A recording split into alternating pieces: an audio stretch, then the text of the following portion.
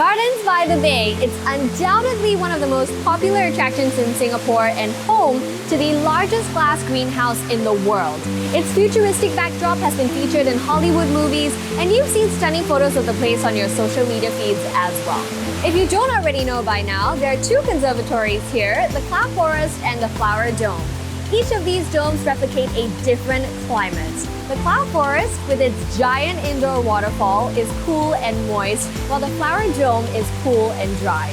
In this episode, we're gonna go behind the feed to check out a different side of our Gardens by the Bay.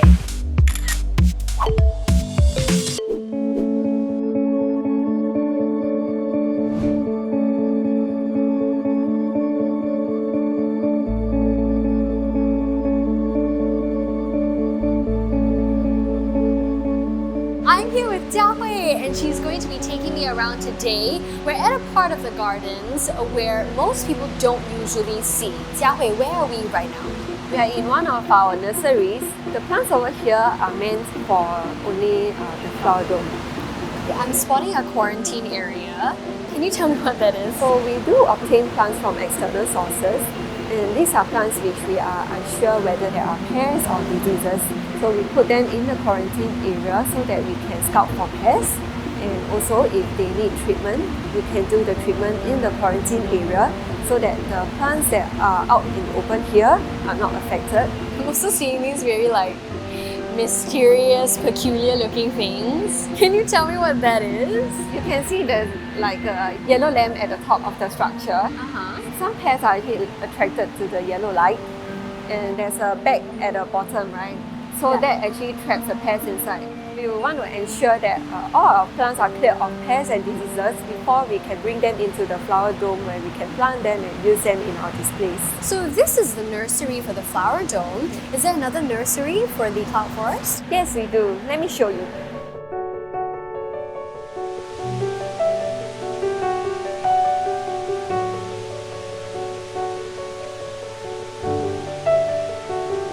Here we are at the lower level of the Cloud Forest that is not accessible by the public.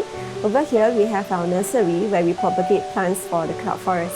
The conditions here are cool and moist, so the plants here are all different. I noticed there are plants wrapped in these plastic bags. Is there a reason why? When we do propagation for certain plants, if we want them to root out faster, they require high humidity. The plastic bag serves as like a biome where it's cool and moist. Over here, we have a single leaf cutting from a begonia plant.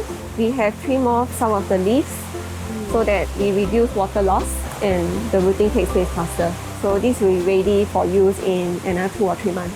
Grow well! Okay, time to put you back. Bye-bye.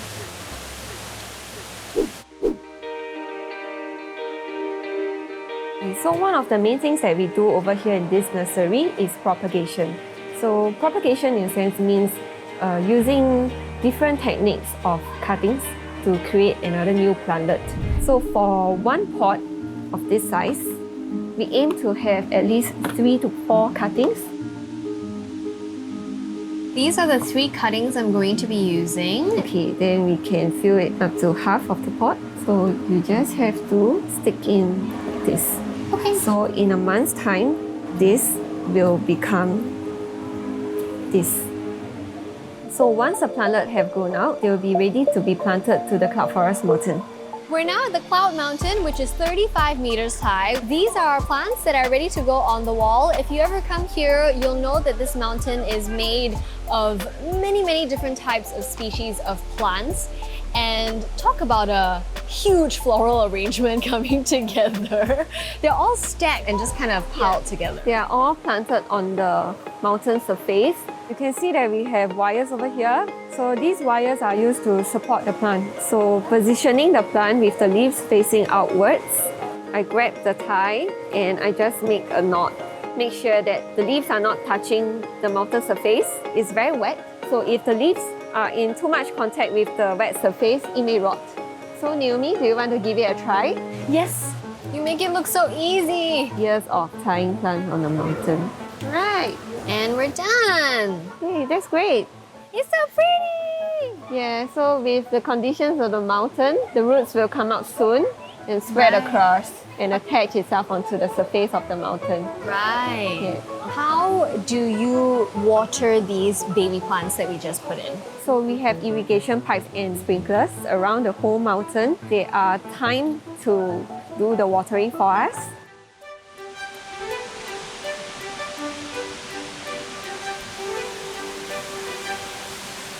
The Cloud Forest Dome, where we are right now, occupies a space of around 60 Olympic-sized swimming pools, and the Flower Dome is even larger, around 75 Olympic-sized swimming pools. Both of these conservatories are climate controlled at around 23 to 25 degrees Celsius, so you can imagine the amount of energy required to cool this entire area down, and that's why they have to use innovative energy-efficient cooling technologies around here. This is the amazing part. To reduce heat, they use a special type of glass called spectrally selective glass that allows sufficient light in for the plant, but only about 35% of the heat. And the question is, where has this glass been all my life? To top it off, the ground is cooled with these chilled water pipes that are inside the floor slab, and they run throughout the entire place. You may or may not know this, but there actually is an energy plant on site that helps power Gardens by the Bay. They don't usually take in visitors, but today we're gonna get a back of house tour.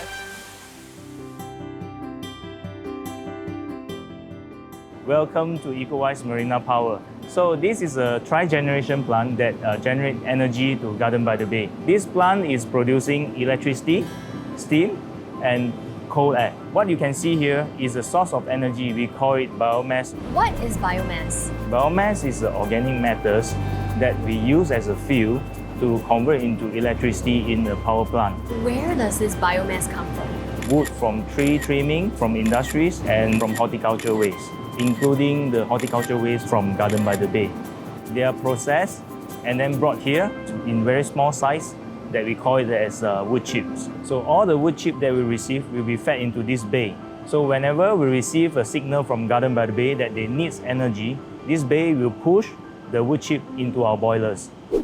And we're in! This is the inside of the plant. We are taking these wood chips and the goal is to incinerate them. So Tang, can you tell us what's happening right now? The wood chip will be fed into this conveying belt. This conveying belt will carry the wood chip and fed into the furnace. And what happens once it's in the furnace? So inside the furnace, the wood chip will be combusted. The heat energy that is generated will be used to produce steam. The steam will be used to supply to the turbine to generate electricity. The electricity will then be supplied to Garden by the Bay. Other than that, the heat energy will be used to dehumidify the air in the conservatories. And also it will be used to power a chiller that produces the cold water to the floor pipes that we saw just now.